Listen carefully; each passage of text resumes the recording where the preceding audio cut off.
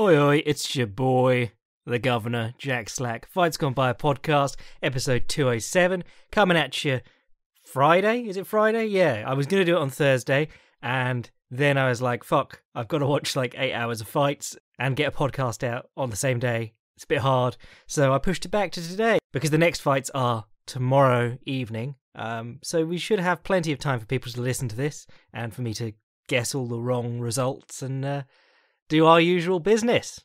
But we just bounced off the Wednesday event, which was not great, is what I'd say. I'd say there were good parts, yeah, and weirdly enough, it was the parts that I said I was looking forward to that were actually good, and then the parts that I didn't give a shit about were bad. I watched this whole thing except for Andrei Arlovski versus Philip Lins, and skipping that gave me an enormous sense of well-being and satisfaction. Being independent and not actually being required to watch this entire event, I took a rare chance to enjoy that. And honestly, there is nothing Arlovski could have done in that fight that made me feel better than skipping that fight did. Now, you know, if you're a Patreon supporter, by all means, hit me up and say, Jack, cancelling my Patreon membership unless you bring back Arlovski fights. But for the moment, I think I can skip most of his fights. Unless I've see there's been a knockout, I'm probably going to keep doing that.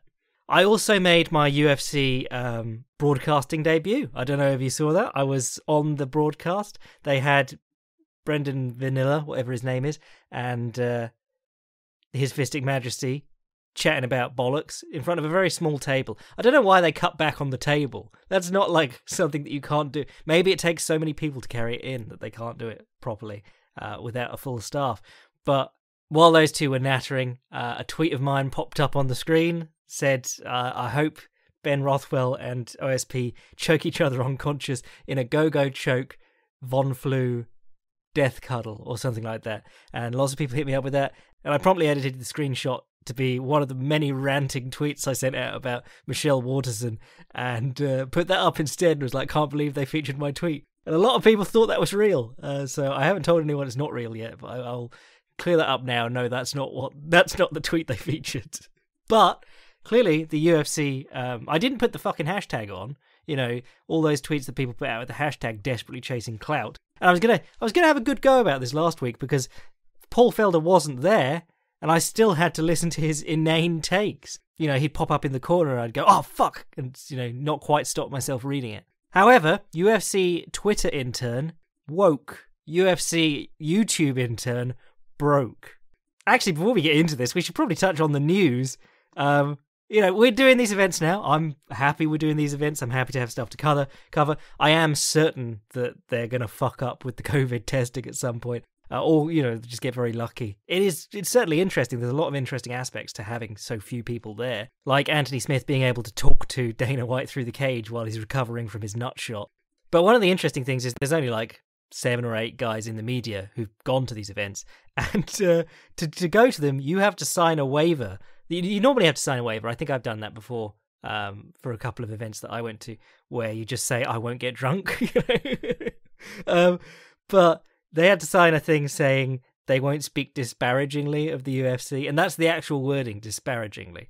And the MMA Journos Union, who do nothing most of the year, it was basically set up because Ariel got kicked out of an event, and he was like, guys, we need solidarity to stop me getting kicked out of events. But they came out and said, please don't sign this, we're advising everyone not to sign this. And John Morgan came out and was like, I normally like John Morgan, but he was just, I mean, yes, no one expected John Morgan to be critical of the UFC anyway. He's not quite Kevin Iole, but he's getting there. But the way he justified it was like, it says disparagement on the contract, but I spoke to the UFC lawyers and they told me that just means lying. And you're like, John, did you talk to the USA Today lawyers? Did you ask them to rewrite the contract so that it says what it's, you know, what they're saying it means?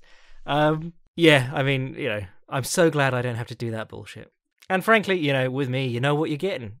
Sometimes it's a bit moany, but I'm generally going to err on the side of critical of promotions, all of them, especially Bellator.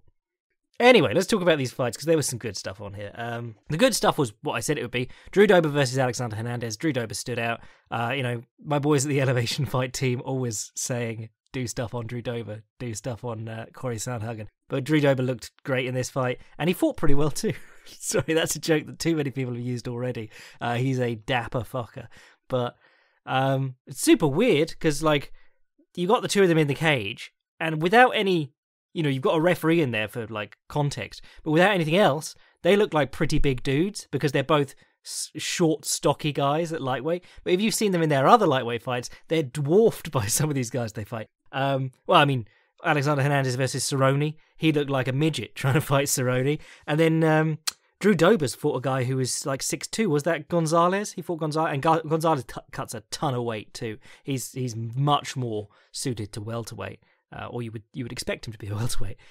So a little bit weird in that regard, but what you saw here was just two different types of striking. Alexander Hernandez, we all remember him from coming in and shocking Beneil Dariush and knocking Beneil Dariush out of the top 10, because Beneil Dariush was a top 10 fighter for quite a while. And that one loss basically rocketed him down the rankings, and he's had to beat three guys to get back in. But that was a last-minute replacement fight. Dariush took the last-minute replacement, and, Hernandez was like number one ranked lightweight in Texas or some shit. It wasn't like he was recognized worldwide as a very dangerous prospect. Came in, moved weird, shot in from, switching stances, shot in, cracked Beneil Dariush and knocked him out. But the more you see of him, the more people have sort of like, you're not going to be surprised by him dancing around, changing stances and trying to shoot in on you. And he really, what he does is he shoots like one or two shots at a time. He just does that blitzing in, but it's only one real connection. Whereas Dober here was pressuring him and putting in combination work. And once he had his back to the fence, it's so weird to have two really nice pressure performances back to back, but the Cejudo one and this one. Once he had his back to the fence, like, Hernandez couldn't really do the bursting in and out stuff. So Hernandez had the choice of, like, punching and getting punched back, or ducking it on the legs. And, he should have gone to the reactive takedowns more, I feel, earlier, because he was only really going to them once he was hurt, when he had his back to the cage and he'd been cracked a few times. He was like, better get on his legs. And he actually took Dober down once he was pretty wobbled. But, from Dober, what you saw was lovely offensive footwork, gliding around the ring, always looked on position to strike. And, he'd throw a punch, Hernandez would come back, he'd just move back a little bit into his stance, but then he'd be there to throw more punches once Hernandez had done his big swing. There are a couple where he just sort of like stops himself from stepping in, and Hernandez swings wide, and then he steps in again, and it's, that's, pressure fighting 101. Keep the guy thinking you're stepping in, keep the guy thinking you're going to keep attacking him, even if you're not, you're taking nice breathers, not throwing punches, but still pressuring him and making him think and worry. It was I think it was the first knockdown. It was, I think he swayed back from something, then he came in with a southpaw jab, wide left to the body, came up with the right hook to the head. It was very Rafael dos Anjos, if you ask me, but it was lovely, and worked a treat. And then he knocked him out with a left. Well, he didn't, TKO wasn't like flattened, but good stoppage by Herb Dean. Hernandez wasn't complaining, but he could have said that he smelled of booze and cigarettes or something like that. The Dom Cruz salt tour continues, and it's just, mwah. But yeah, that was Dober versus Hernandez. Good fun. Oh, actually, there was a really nice takedown from Hernandez in the early going. Picked up the single. Dober was pushing his head away and trying to keep his knee in between them, and Hernandez just pulled the knee to the outside of his body, stepped in and heave-hoed him to the floor. And on the subject of heave-hoes and big takedowns, Ricky Simón versus Ray Borg. I thought Ray Borg, he looks a lot, like, physically, when you look at him, he looks a lot better at bantamweight. But he also, this is what you saw. He looked smaller than the guy, and he was getting ragdolled. It's the takedown entries were nice, but when someone is able to just lift you off your feet pretty effortlessly, no matter what you're doing, you're at a sort of strength and size disadvantage. Did like the bodywork from Ray Borg in this one. Lovely left hooks to the body. Ricky Simón continues to be a very strange fighter to watch. He's got some really nice boxing looks. Hooks off the jab. He jabs and level changes and comes up with a left uppercut. And he uses that really well to hide his takedowns, but also come up with left uppercuts and hurt guys if they're trying to throw their hips back onto his takedowns. But he also, he hooks off the jab and uppercuts off the jab and does all this really, what I would call advanced stuff or advanced fundamentals that you don't see guys doing. but he also has like gaping holes in his defense, like standing upright. I'm not going to say the Uriah Faber fight because I saw someone be like, I have to hear about this from Slacky one more time. But he takes a lot of right hands square in the face. It's like he starts the exchange and he's thinking about all the slick boxing stuff he's going to do, but forgets the opponent's right hand, which is like the number one thing in boxing, because that's where it all started. Dudes just swinging right hands at each other. The science of boxing is taking away that right hand and starting to fight more scientifically. It's kind of like if I could play, what's it called, a Misalou on the guitar, and then you were like, oh, cool, what else can you play? And you'd be like, I don't play anything else. I just have the muscle memory of that, Is it Misalou? I'm sure I'm going to have some angry Greeks in the comments, or angry Pulp Fiction fans. Should have gone with Wipeout, shouldn't I? Anyway, what else was Guan in on this card? We'll keep talking about Borg versus Simone because I didn't finish my thoughts there. Lovely level changes from Simone. He fights so square, and it means that he can throw like nice left hooks and stuff, and throw short right hands. But it also means that all this sort of like level change to hit the body, level change and come up with the left uppercut. It means that he can drop really short onto that takedown. So like the left jab level change, come up with the left uppercut, or left jab level change, come up with the left hook. Those had Borg covering up from a range where Simone could drop on his hips. And the takedowns were lovely, kept picking him up, getting the back body lock. Borg, good grappler, but he did look so much smaller in this fight, and kept having to give up his back to get up and then get picked up and dumped again. It's a loss for Ray Borg, but I would say, you did well in a fight against another good bantamweight. Well, top bantamweight. He's top 15, I think. Maybe top 25. He's a decent bantamweight in the world, regarded. Maybe stick at bantamweight, see what you can do there. Keep on a bit more mass. Put on some more mass, continue. Well, actually, no, he's missed weight at bantamweight before. Fuck, I don't know what to do with Ray Borg, but it was a decent performance from him nonetheless. Wasn't he scheduled to fight at featherweight against Chito Vera at some point? That seems bizarre now, having seen how small he looked against Simone.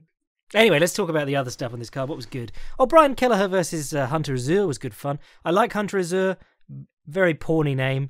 But he's been working with, is it Eddie Cha? Who's, I think, Cejudo's boxing coach. I hadn't heard much about Eddie Cha until I saw him on Luke Thomas's thing this week, and I didn't watch all of that, actually, so I need to go back and watch that. I knew Cejudo did a lot of karate stuff with Manto Santana. I think it's Manto Santana, Pitbull's coach. But yeah, Eddie Cha's getting some attention now. But at any rate, whoever Hunter Azure is working with, they've got him throwing this slappy checking left hook as dudes come in and building combinations off that. So he did some slappy left hook, right straight left hook, and he did slappy left hook into right uppercut to the solar plexus, which was beautiful when he hit it on Kelleher. But it also meant that when Kelleher faked, he'd throw this slappy left hook, turn on his lead foot, and the back of his lead knee would be there for the low kick, which I think Kelleher hit him with a couple of times. But Hunter Azure went out like throwing lots and lots of punches and clearly tired himself out. And was just slowing down, got cracked, and knocked out. Kelleher always looks good, actually. I enjoy Kelleher. He's, lots of lateral movement, lots of 1-2s, changes stances a little bit. Yeah, he's good fun. Then you had, what else was... Oh, well, I want to praise Michael Johnson's performance until he lost, which is just the story of Michael Johnson's career. Even when he looked good, he lose. Thiago Moises looked like he had no idea what he was doing for the first round, because Johnson backed him up, pressured him to the fence, and just worked him up and down. He was throwing like left straights to the body, right hooks to the body, throwing the right jab and hooking to the body instead, throwing kicks. It was just everything you could ask for in a Michael Johnson performance. And then Thiago Moises comes out for the second round, and as they come together, he immediately shoots the takedown, comes up on the single. Johnson's got his, again, knee pressed into the front of Moises to stop Moises from taking him down, keeping the foot on the outside. But that does mean, and Jacare did this to Kelvin Gastelum, Aoki used to do it all the time, you can jump or you can sit down and reap with the same side leg as the opponent's leg that's on the outside. You're in that position to just throw the leg over and reap. He pulled like single leg X first, and it's gone down here as a heel hook, but it wasn't. It was a reaping Achilles lock, whatever you want to call it. He had the Achilles lock grip, and his leg went all the way over, hooked him behind Johnson's far leg, so he was putting a lot of pressure on the knee itself, but the grip never changed to a heel hook. He was on the Achilles the entire time, as far as I could see. But Johnson tapped, and then Keith Peterson missed it, and he had to tap again. But fair play to Moises, because you gotta keep hold. You can't just let him tap and then let go. That's not how the game works. Maybe you don't apply pressure the entire time, but again, you don't want to give the guy the chance to Brazilian tap or do what Linden did to Murilo Bustamante. Now, as for everything else on this card, Ben Rothwell versus Ovince Prue. Imagine going up to heavyweight and then gassing out before the actual heavyweight does. Ovince Prue running around the cage, turning his back all the time, throwing the odd kick. I mean, he did knock Rothwell down, but yeah, he spent so much of the fight backing up. Got clipped in the first round, and Rothwell was immediately on that go-go choke, 10-finger choke, whatever you want to call it, T-Rex guillotine, squatting down with his belly on the back of his opponent's head. Sam Alvey did that to Ricky, what's his name? Ryan Spann the other night, and I thought of Dan Henderson, who was in Alvey's corner, because he did it to Shogun, doing that T-Rex choke, and he was basically lifting Shogun off the floor on his knees. It was incredible. But yeah, don't really want to talk about that fight much.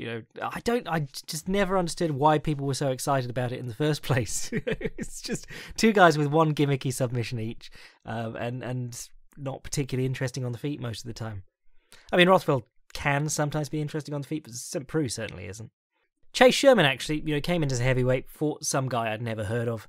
Might well have been just like a absolute can, but Chase Sherman looked good. He was going up and down, throwing low kicks, throwing jabs to the body, right straight to the body, coming upstairs afterwards. It just looked like a really good performance. He looked fast. Obviously, last minute fight for him. Might have been last minute for the opponent.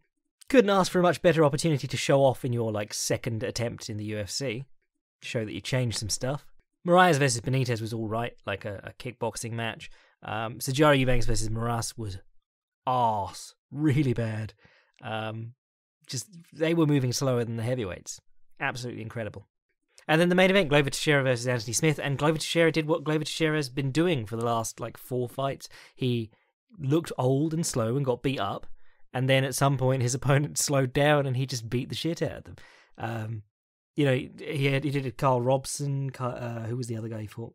Oh, Ion Cutelaba. These guys clearly faster than him, clearly younger and more athletic than him, but they don't have a fucking gas tank, and Glover Teixeira can take it and then comes back. And in this one, all fairness to Glover Teixeira, I've ragged on his boxing for a long time. There were weirdos being like, oh, he was hidden in Brazil and he'd have been light heavyweight champ and he's got amazing boxing, and you're going, he's got an overhand. He times the overhand and that's it, and the left hook occasionally follows. But in this one and in the last couple, actually, he's thrown jabs, he's thrown body shots. The body shots really paid dividends in this one. Jabs really worked well in this one. He was using the uppercut. It wasn't just swinging the big overhand right over and over again. And, maybe he is getting smarter as he gets older. But the uppercut, the very first big uppercut, knocked Smith's tooth out. He hands it to the referee, I believe. You can see that, on the thing. And that's just before Teixeira says, sorry, Anthony, it's part of the job. And he goes, oh, it is what it is. Insanely tough, but that went to the 5th round, and there was no point in it going to the 5th round. Everyone slagged off Anthony Smith's corner over this, but if your fighter comes back to the corner and they're talking about how their teeth are falling out, you've got to be like, do I think my man's going to pull a triangle? And in fairness, he's not going to pull a triangle. No one's going to pull a triangle. I blame Anderson Silva because he went 5 rounds and pulled that triangle and was behind the entire time. But it was Chael Sonnen. It's not getting blasted in the face by Glover Teixeira. And of course, Glover Teixeira isn't famous for getting submitted in people's guards, whereas Chael Sonnen is. But then Anthony Smith's whole thing at light heavyweight has been going up and showing how bad the division is, but also just outlasting some of these fighters. Didn't look bad in the early going, but you just saw all the air go out of him in about the 2nd round. Just looked garbage from then on. I mean, it's light heavyweight, it's dreadful all round anyway. That's all this card really stamped home was heavyweight and light heavyweight are both bad. Why do we even keep them around? I think that's about as much as you need to dwell on that card, to be honest. It was just filler. It was like when they do International Fight Week and they go, we've got 3 cards, and the first of them is a free sample card, basically. It's just shite. Now, we did say that these cards were filler followed by killer, and Saturday night's card looks pretty bloody good. Or tomorrow night's card, if you will. Your main event's Alistair Overeem versus Walt Harris. We've been trying to get that one done, but obviously, no jokes to be made. Horrible circumstances happened to Walt Harris. Lost his daughter in, incredibly, foul play circumstances. And so they had to call it off, and obviously no one was complaining because that's just unforeseen. There was no way you could know something like that would happen. But he's on a little streak. He hasn't actually lost since 2017, but he had the no contest against Andrei Arlovsky because he took something, a psalm or whatever it was. And in that time, he knocked out Daniel Spitz, Sergey Spivak, Alexei Olenek. He was beaten Mark Godbeer, but lost by DQ for illegal head kick, which was, I think, it was the one that it scraped his ear or something like that. But so going back, really only been beaten by Fabricio Verdum and Shamil Abdurmarakov in his UFC debut. Oh no, that wasn't his UFC debut. He's actually been around forever. He's been around since 2014. But he looked good against Olenek, but knocking out Olenek on the feet in 12 seconds does not tell us much about you or major improvements you've made. He knocked out Spivak in 50 seconds. He's on one of those little runs of spaz out knockouts where people just go, oh, forget everything he's done up till now. He just knocks people out the first time he touches them. Kind of like Volkan Ozdemir, solid all-round fighter. Picked up a couple of spaz out knockouts. Everyone was like, this guy only needs to touch you once. And then every fight since then, it's just not been the case. But he's done, really good work recently at Ozdemir, rounding out his game. I gave him my Slacky for best technical turnaround last year, or this year, or whatever, 2019. Meanwhile, Alistair Overeem fought that other big black guy, Jairzinho Rozenstruik, who in turn just fought that other big black guy, Francis Ngannou. But Overeem was on an interesting little run because he got murdered by Curtis Blades in what was a fairly interesting fight. He was doing some cool stuff from the bottom in that fight, but that was his comeback from the Ngannou fight. But since then, he fought Sergey Pavlovich, which was very clearly a tune-up. But Pavlovich has looked all right since then, and Overeem just blew him out of the water, completely outclassed him. And then he fought Olenek and won because it's Olenek. And then he fought Jairzinho Rozenstruik, and he was doing fine until his face got completely ripped open, and then he lost with 5 seconds left in the fight. So he's not looked bad. I mean, he's never looked bad because he's, aside from being a gigantic monster, he's very good technically for a heavyweight. He's very good technically for a light heavyweight, back in the day. But he really does have the skills that pay the bills in most areas of the game. Great takedowns from the clinch, great groundwork, submissions from everywhere. Hasn't guillotined anyone in a long while, but that was always his favourite. And solid stand-up too. Not when you see K1 GP champion, you go, oh, best striker in the world, but not the best striking technician in the world, but a lot better than we give him credit for. And certainly in recent years, he's built his striking into a much better MMA sort of striking, because he was, the kickboxing stuff did not transfer over that well. He found out I can just use my gloves to protect myself, and my enormous muscles will stop a lot of the punches too. Double forearms guard, and he was doing that all through his K1 run, and then realized when you got tiny gloves on, it's not great to be taking blows on your hands when they're rested on your chin. So he became a Conor Ream, started running around the cage backwards and then timing people with kicks and knees, which, in fairness, worked really well. When you see him in those fights like the Mark Hunt one, the Junior Dos Santos one, when he's on, he's on. But he also has these fights where he just, and in fairness, against Rozenstruik too, who was vaunted as this enormous puncher, it seems to be Overeem manages to get in his own head and then fight really badly for strange reasons. He pretty much fights monstrous punches every fight, but for some reason he was fine with Mark Hunt in executing a game plan and just murking Hunt all over, and fine for most of that fight with Jairzinho Rozenstruik, but against Ngannou and Rothwell, he just running, and Haritonov running in one way with his punches while also trying to run in the opposite direction, just sprinting, trying to do drive-by punches. And you're going, Alistair, why are you terrified of these dudes who are big punchers but not of the other dudes who are big punchers? He seems very mentally changeable. Should get a sports psychologist. That could well be an absolute joke profession, to be honest. I've never seen the work of a sports psychologist. I believe they make you wear a suit and they go treat it like a real job. Overeem versus Harris. I think this Harris with his spaz out and quick knockout stuff, it's pretty made for Alistair Overeem and his chin and his tendency to just sort of like collapse like a flan in the cupboard. But, you know, the longer you take this fight with Harris, I think the more it favours Overeem because he's got the skills. Very boiled down analysis for you there, but it's just the only way I can see it. I guess, you know, at this point I'm just like, every time we put a heavyweight prospect in with Overeem, you get the real test of whether they're a big puncher or skilled. But even if they're just a big puncher, Overeem can still lose it for himself. So, you know, I don't know what to make of any Overeem fight anymore. But what else is good on this card? I mean, the co-main event's Gedalia versus Angela Hill, which is quite interesting, you know, propping that up in co-main event territory. Obviously, big Hill fans on this podcast, big Gedalia haters, and mainly because she can't do her fucking job and come in shape. You know, there's being a heavyweight, and we all go, well, they're a heavyweight, you know, because for some reason, not being able to do your fucking job is acceptable if you're big. But she's a women's strawweight. She's killing herself to make the weight, and she's like clearly not got cardio there either. So you just like go up to flyweight, mate. But, you know, 3-round fight. So the plan will be for Gedalia to hold her down and win 1.5 rounds and get the scorecards or submit her in the first round. Whereas Hill, going to move, going to feint, going to throw cool knees and kicks and things. Yeah, I mean, Angela has been keeping a ridiculous pace of fights lately. You know, I think she had the most in a calendar year. I think she broke that record at one point, didn't she? Because Cerrone had like 5 and she got 6 or something. Well, hang on. From March 2019, so we're okay, just over a year here. 1, 2, 3, 4, 5, 6, and this is going to be the 7th. And she just beat Loma Zumbini, who had looked so good against Alexandra Albu just in the fight before that. And she beat up Hannah Siffers on the floor, which was quite cool too. Obviously, losses in that time: Courtney Casey, Randa Marcos, Yan Xiaonan, who we're all keeping an eye on because she's the next Chinese prospect.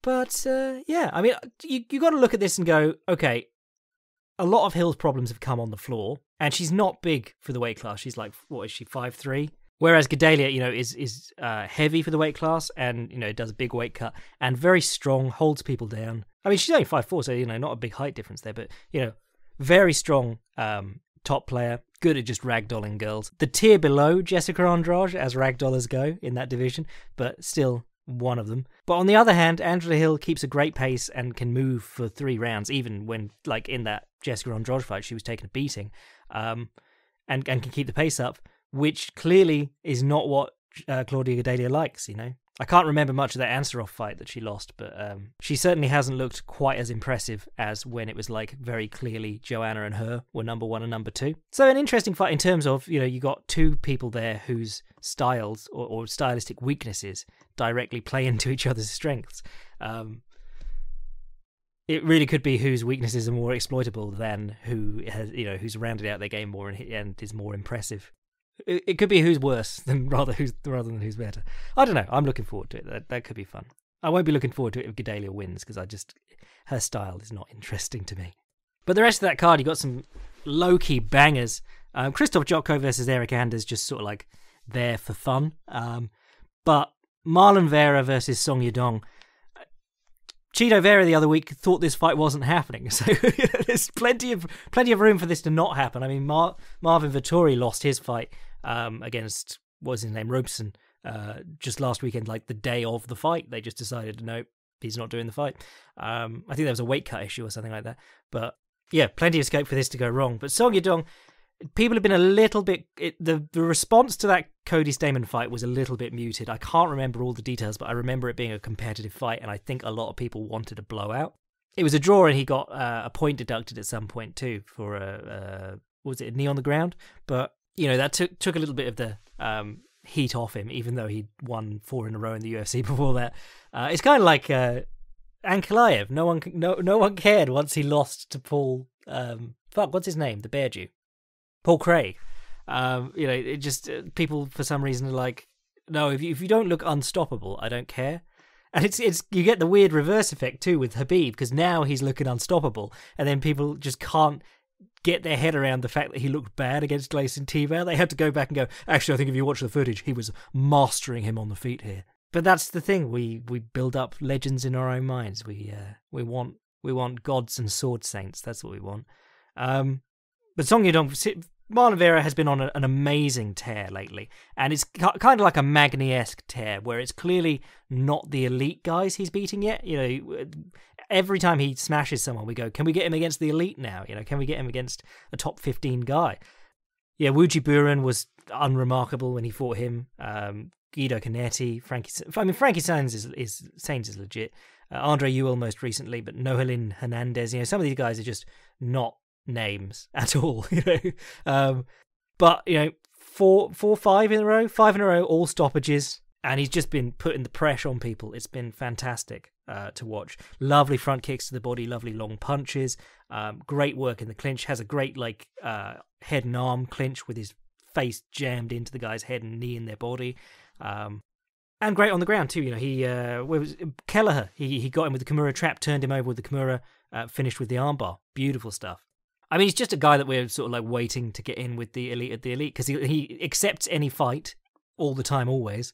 But maybe we're at the point where he should be waiting for the right fight. Kind of you don't want to be Ryan Hall, where you want to fight good guys and they're like, no, what will I get out of fighting Ryan Hall? And you're stuck on the sidelines for ages. But you also don't want to be just chewing up your prime athletic years fighting guys who aren't really advancing you in the minds of people and on the rankings, certainly. Because really, the only minds that matter are the brain trust at the UFC rankings. You've got to impress 14 disc jockeys, and can't do that on undercards, and you can't do that against people they've never heard of. In fact, the only way you can really do that is by getting into the news a bit more, by making a ruckus outside the cage. Don't know how that one's going to turn out. I think Song Yadong, his takedowns are pretty good, and he could do some good work taking the pressure off himself with Vera, reactive shots and things when Vera tries to back him up. Yadong times a mean overhand, pretty good on the counter. He's another one who is like, I do one fancy kick a fight and then it makes the highlight package. It's just like, why? Well, obviously to make the highlight package, but it has a little bit of, I think he's got a Sander background, and he'll show one fancy kick and then he's back to basically counterboxing, What else we got? Matt Brown versus someone I've never heard of. Kevin Holland versus Anthony Hernandez. Darren Elkins is fighting someone with no Wikipedia page. Giga Chikadze's back against Mike Davis. That'll be fun. Actually, this undercard is pretty much, who can we find?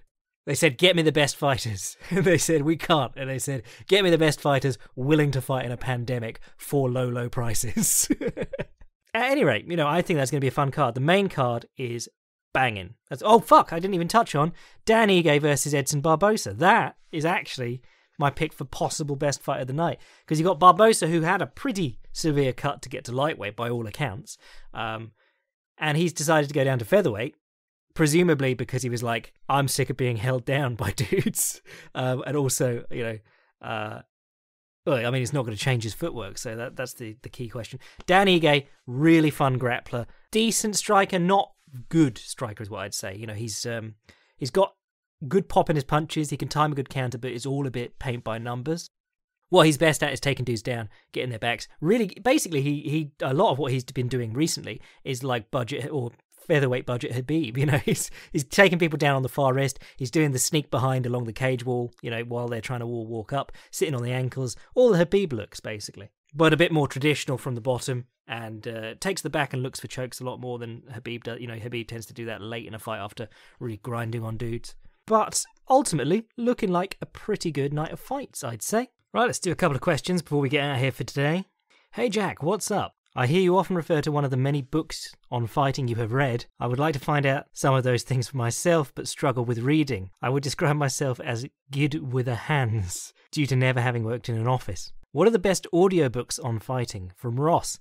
Yeah, as a big Audible user, I'm always looking for stuff like this, but honestly, not an awful lot of fighting or boxing books on Amazon. I think like Dan Hardy's thing is on there, or Michael Bisping's or something like that. But in terms of your classics, you're not going to get your Liebling's Sweet Science and things like that, or your Bud Schulberg. The Fight by Norman Mailer just recently went up on Audible, and I need to get that because that is one of my all-time favourite books. Norman Mailer wrote a lot of wank, but he did write a really good book about being at the Rumble in the Jungle. And he was, friendly with Ali. So it's great for little insights. And there's one of Ali's many memoirs on Audible too. Trying to think about it, but there really aren't that many. maybe you can find, I don't know, use the audiobooks bay or whatever to find some of the more mainstream boxing books like Unforgivable Blackness. I don't know if they ever made that into an audiobook. But yeah, no, there really isn't a lot out there in terms of audiobooks for fighting, which is why, part of why I decided I wanted to do audio tracks for all my Patreon stuff, because, some people don't like reading, some people have trouble reading, and frankly, there are things that I'm happy to read and things that I just don't want to read. Like, I cannot read fiction for the life of me, but I can listen to an audiobook of fiction and be, and really enjoy it. Like, I'm getting through all the Flashmans again, which I remember having a lot more trouble reading than I am just blitzing through them listening on my walks and runs every day. So the solution to getting more audiobooks about fighting is that I need to make more audiobooks about fighting, I've decided. Cheers, Ross. Hey Jack, new Patreon member. I've been a fan of the podcast for a while. I'm a sucker for left hooks to the body, working off the jab, switching stances, and hand fighting into elbows. So my questions are, do you think we could get a Filthy Casuals guide to Mark Hominick or Jordan Mein? In addition, what do you think of Jordan Mein's move to Bellator and possible matchups for him there? Cheers from TriStar. Oh, and Sean. Got a man on the inside there. Jordan Mein, I've always been a big fan of, actually. He's another one of those guys who sort of like, undercard superstar, So it's one of those guys that I always look forward to, but never really made it that big. Part of it was that he just fought an awful lot. Like, what is he? I think he's under 35, but he's got like 60 professional fights. Those stats are made up, but I did look it up when I wrote my retirement piece for him, which was a few years ago. But yeah, he loves his body shots. He loves his elbows. He was always a little bit too hittable. That was one of his things. Like a couple of his fights, he did, he'd do really well, and then it felt like he had a lot on the offensive end and didn't have quite as much on the defensive end.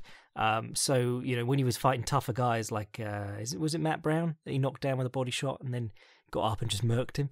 He just ended up getting roughed up sometimes.